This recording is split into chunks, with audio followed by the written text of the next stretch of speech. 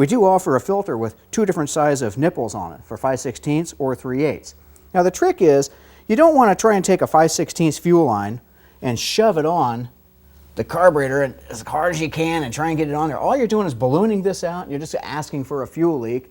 Fuel leak and a hot exhaust don't mix real good. You're asking for a barbecue. So make sure you're using the right size fuel lines for your vehicle. Now this car is equipped with a 3/8 steel fuel line coming from the fuel pump. So we selected a 3/8 ferrule fitting that's supplied in the kit. And basically these are just a nipple for the rubber fuel line to attach to and a crush sleeve inside that seals around the steel fuel line. So we start by taking the nut and ferrule assembly, slipping it over the steel fuel line. Make sure it's on good. Then we simply screw in the fitting.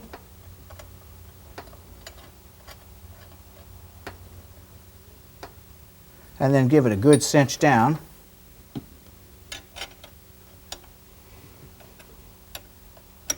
And that'll prevent any leaks.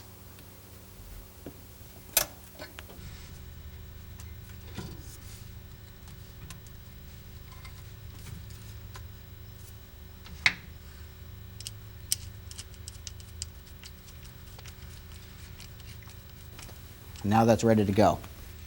Now our Edelbrock carburetors come with a fuel fitting, comes straight out the side. This is standard equipment.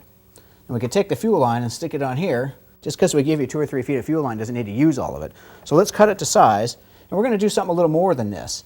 Rather than use this fitting, we offer what we call a banjo fitting. It's a 90-degree banjo fitting, number 8089. And what this does is it lets us reroute the fuel line to a little better angle.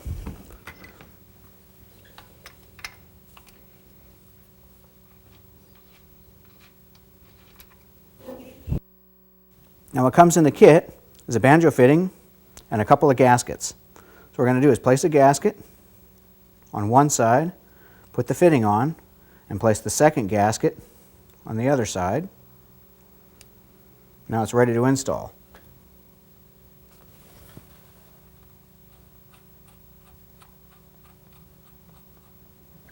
And we'll just give that a little cinch.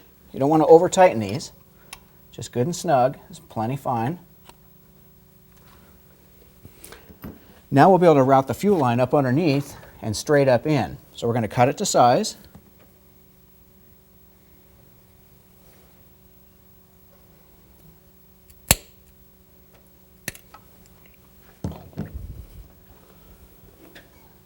Install a new clamp.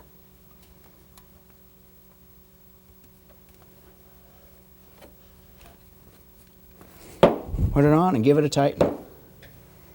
Now you want to be sure that your fuel line doesn't interfere with any linkages over here. Ours goes underneath and around and doesn't interfere with anything. So that's all nice and routed really good. Something very important about installing a new carburetor, our Edelbrock carburetors do not have built-in fuel filters. Some OEM carburetors and even some aftermarket carburetors have filters built in.